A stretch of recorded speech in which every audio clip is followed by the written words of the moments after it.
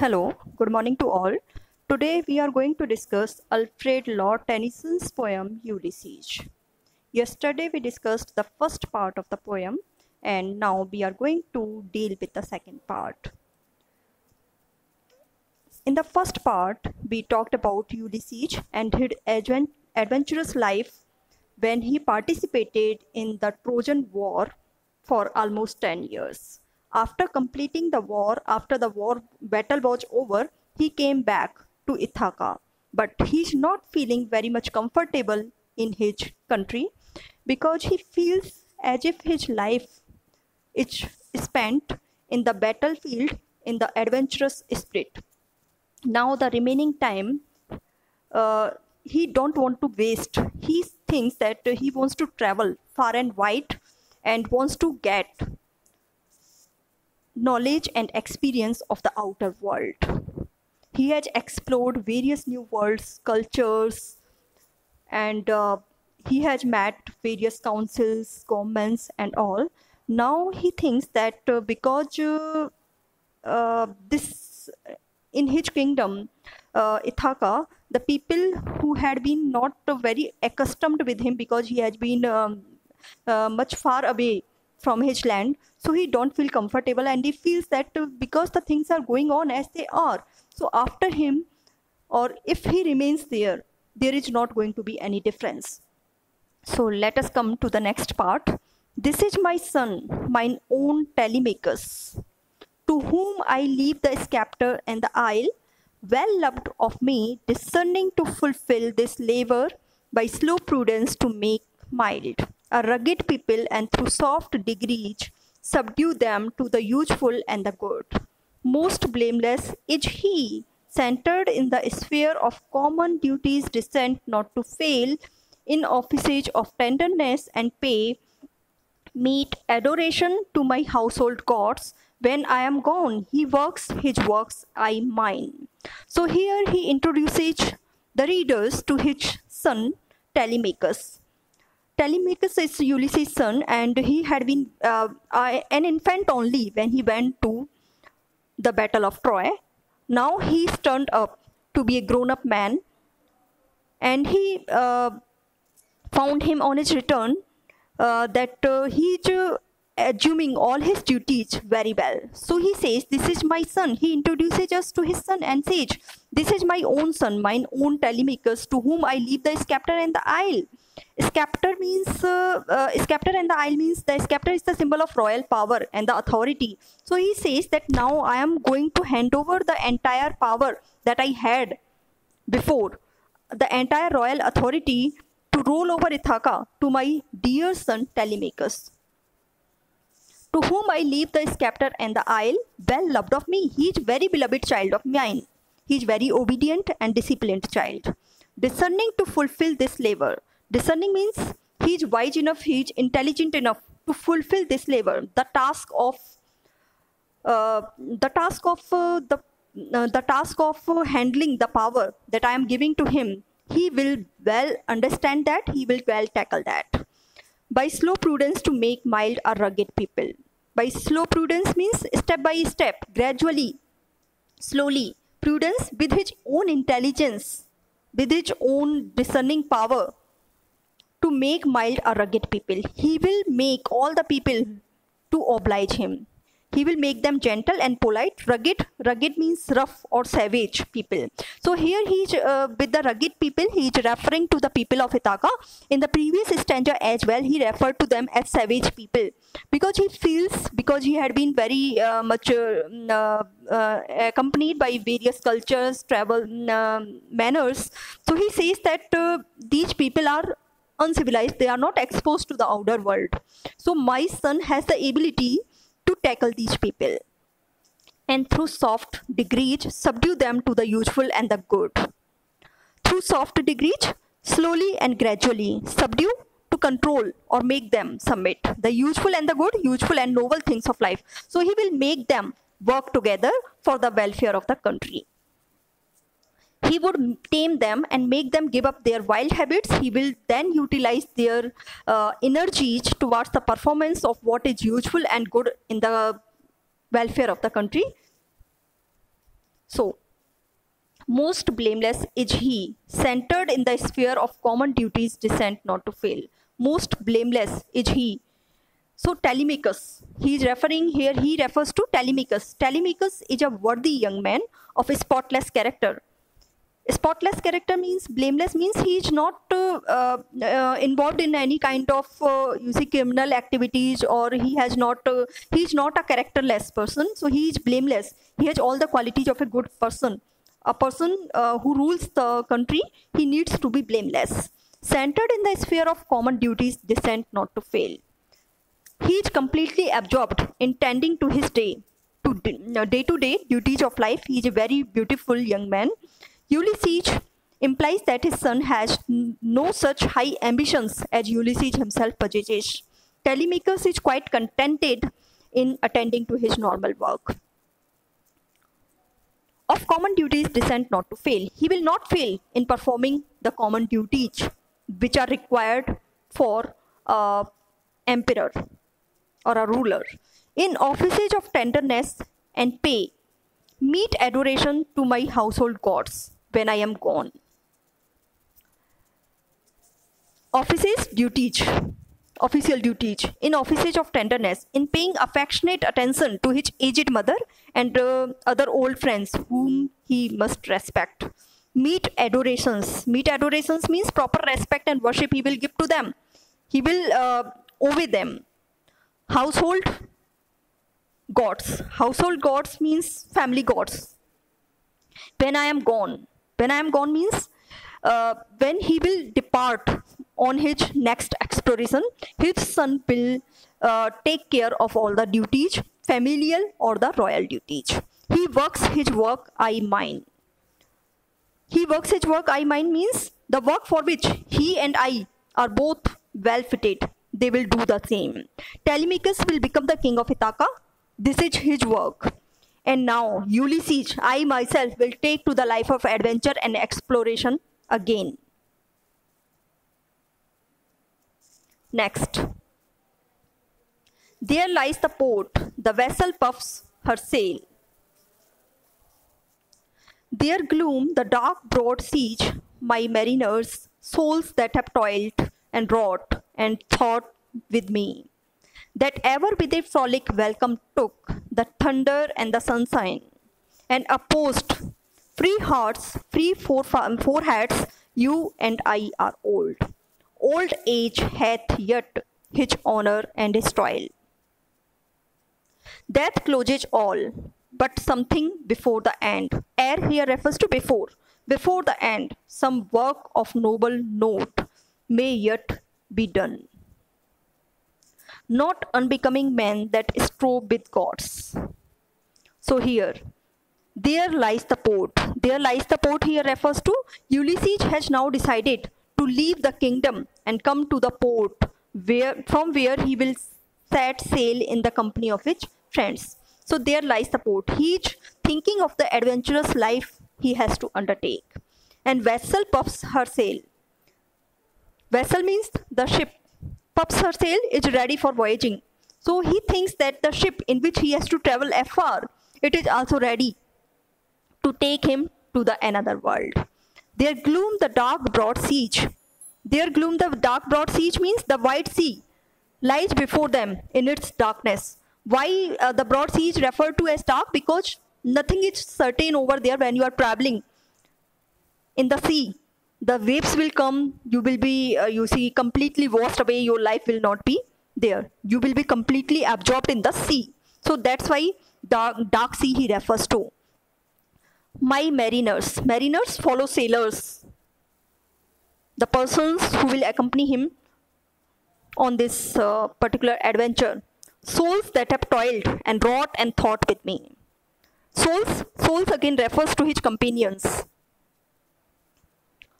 Toiled, worked together. Toil means work. My mariners, souls that have toiled and wrought. Wrought means worked and thought with me. and they have thought with him as well when he was outside. They have been very much together. They have worked together. They have thought together, and they have been in all the miseries and misfortunes. They have been together with him. That ever with a frolic welcome took, they will also welcome this very idea of my adventurous life again with a frolic. With a frolic, they will be very happy with this idea that I am resuming my duties again, resuming my duties of adventurous life. So that ever with a frolic welcome took the thunder and the sunshine. So along with me, these people who will accompany me, my companions, they have, they have welcomed all the thunder, whether it is the normal atmosphere outside or whatever the hardships, they have faced it together. The mariners and Ulysses had always faced thunder and sunshine in a very light-hearted spirit, without being worried by them. And now they are enjoying his idea of moving. Free hearts, free foreheads, you and I are old. Free hearts, they are not having anything in their heart. They are free hearts. They are always ready to move. Free foreheads, you and I are old. So here, you and I are old. I here refers to Ulysses himself. You, he is referring to Penelope. He is saying to his wife that you and I both have become old now. Old age hath yet his honor and his toil. Death closes all. He is saying that even if you are old, but if you have an enthusiastic spirit, then nothing is going to be, wasted for you. You will not waste the remaining years of your life in doing nothing. Old age hath yet its honor, and his toil, death closes all. Old age also has got labor peculiar to itself. Old age is not meant merely for rest. We can win honor and fame in old age as well. Death closes all. But if we talk about death, death is the ultimate reality of life, and death will put an end to all our activities. Whether it is the adventurous life, whether it is the materialistic life. Once we are dead, we are not able to do anything. Not unbecoming men that strove with gods. Not unbecoming men, quite worthy men. He is a quite worthy man that strove with gods, fought with gods in Trojan War. Here he is referring to the imagery that was used in Homer's elegy. Homer has described how gods fought on the side of their favorite heroes in the Trojan War. So he is saying that if he is ready to toil, if he is ready to work, if he is ready to go for further adventure, then he will be helped by God, as he was helped in the Trojan War. God is always by the side of those who toil, irrespective of their age. So Ulysses decides to set out in quest of knowledge and experience. He asks his fellow mariners to accompany him again on his new voyage. Here he is referring to. He tells them that the ship is in the harbor and is ready to sail. The vast sea lies before them. Ulysses' sailors are brave and courageous. They have been with him in all the circumstances. They have worked hard with him through all the toils and difficulties of their travels. His fellow men have faced rough as well as fair weathers smilingly, with a deep open heart, with a cheerful heart and spirit. Ulysses says that he and his fellow sailors have now become old, but they do not feel discouraged due to that. Ulysses tells his companions that even in old age they might do some enterprising deeds and earn fame. Death puts an end to all human activities. They should do some noble and great work before they are summoned by death. And further he refers that he, along with his brave men, companions, fought with gods in the Trojan War. They became well known because of their heroic deeds in the Trojan War. Even in their old age, they should do something which can retain their dignity and honor.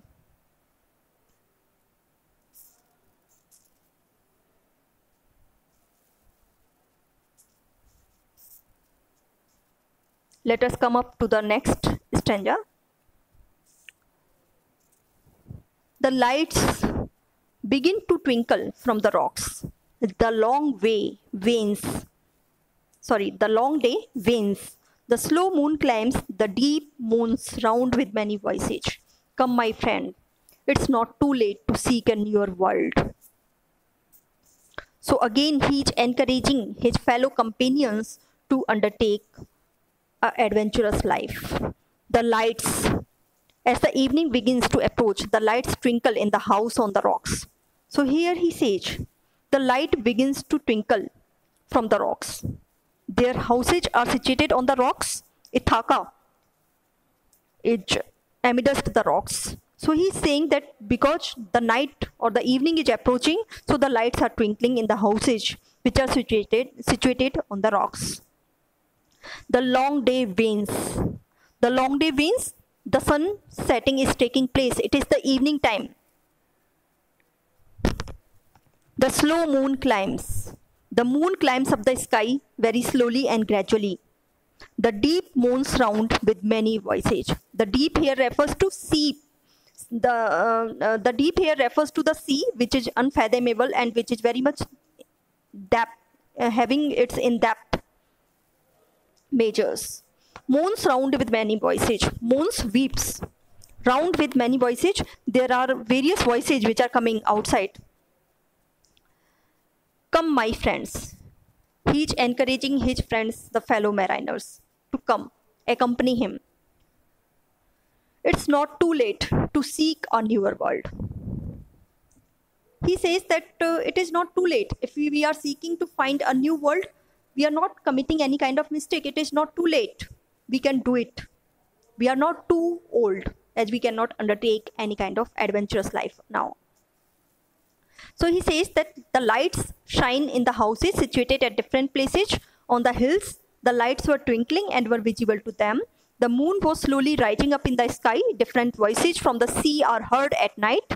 Ulysses feels as if he is being invited by the sea to get up and leave for the long voyage. Ulysses tells his companions and the friends that it is never too late to begin. Though they are old, they can still add to their work of knowledge and experience. So he asks them to move ahead. Push off and sitting well in order smite. The sounding furrows for my purpose holds. To sail beyond the sunset and the baths of all the western stars until I die. It may be that the gulfs will wash us down. It may be we shall touch the happy isles and see the great Achilles whom we knew. So again, he's saying, push off. Push off means drive off. We will start our journey. We will resume our journey. And sitting well in order, smite. Smite means strike. The sounding furrows. Furrows, the track made in the sea water by the plunging of its oars. For my purpose holds. Holds, my purpose is very much firm. I am very much determined to resume another adventurous life. For my purpose holds to sail beyond the sunset. Beyond the sunset means to the western lands. He wants to go to the western countries now. And the baths of all the western stars. The baths means he is very much determined. The ancients believed that ocean was a river surrounding the world and that the sun and the stars on setting sank into it, hence the western horizon. So the bath here refers to the western horizons. Until I die, till death, he wants to move ahead and ahead on an adventurous life. It may be that the gulfs means water of the sea, wash us down. Wash us down means we may get drowned in the water of the sea. It may happen that if the waves are very much high, they will be washed away. They will be drowned into the water, the sea water. It may be we shall touch the happy isles. Or it might be the case that they will be drowned, or it might be the case that they will reach to some fabulous islands which are very much blessed. So a group in the Atlantic of the west coast of Africa, now identified with the Canary Isles, the Greeks believed that the paradise lay at the western extremity of the earth. And see, the It may be we shall touch the happy isles. Happy isles here refers to the Canary Islands, the Atlantic, which are the western islands which are away from the Atlantic Sea. Touch, reach, and see the great Achilles. Achilles, son of Palcus and Thelis. He was brave and talented person. After slaying Hector and other Trojan chiefs, he himself fell at the hand of Paris. He had received an arrow in the heel. Whom we knew, Achilles was well known to us. Us, Ulysses and his friends. So here he is referring, he says that I am very much determined or eager for a life of fresh adventure. He says that we should make an attempt at least. It is quite possible that during their voyage they may get drowned, but the good prospects are also there. It is just possible that they may reach the happy isles, the Greek paradise, where the blessed souls are believed to revere. If they reach the happy isles, they may meet the soul of the great Greek hero Achilles, who was known to them. Next, though much is taken, much abides. And though we are not now that strength which in old age moved earth and heaven, that which we are, one equal temper of heroic hearts, made weak by time and fate, but strong in will, to strive, to seek, to find, and not to yield. So here he says, though much is taken, though we are not as strong as we were before, much of our strength has been taken away, which in old age moved earth and heaven. Abides means remains. Still they have the strength. Though much is taken, much abides. Though their great power, the adventurous power, has been taken away, but still there is great strength that they are having. And though we are not now that strength which in old age moved earth and heaven, the kind of strength that they were having in youth, which enabled them to do things which appeared impossible, but still they are having some power.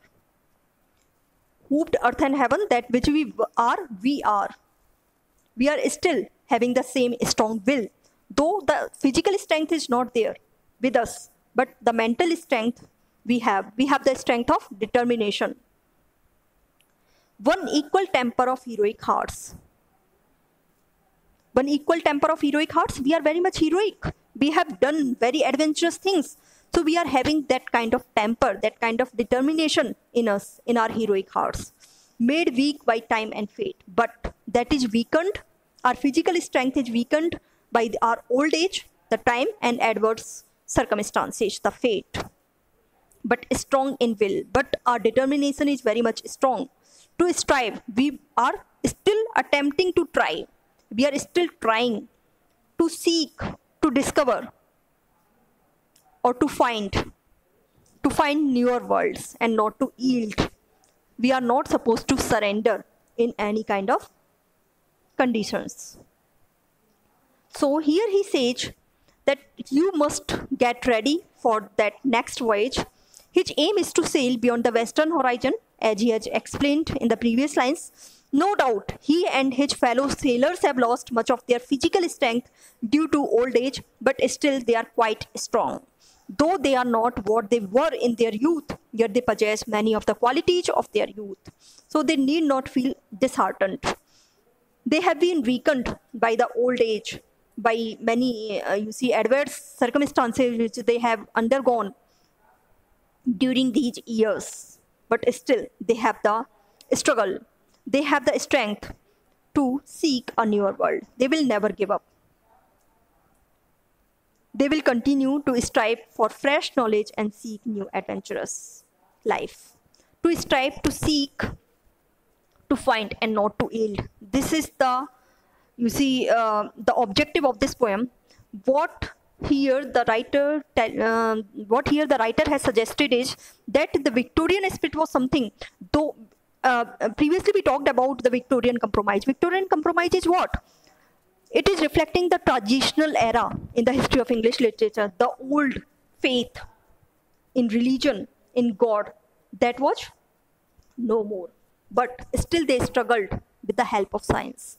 So he's saying that though the things are lost, we have lost our physical strength, our you see, bodily strength is not there. We have been in various circumstances which were not favorable to us, but still we have the strength, the mental strength we do have. We want to go further.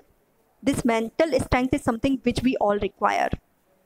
So the poem is completed. Thank you all, and tomorrow we will discuss another poem.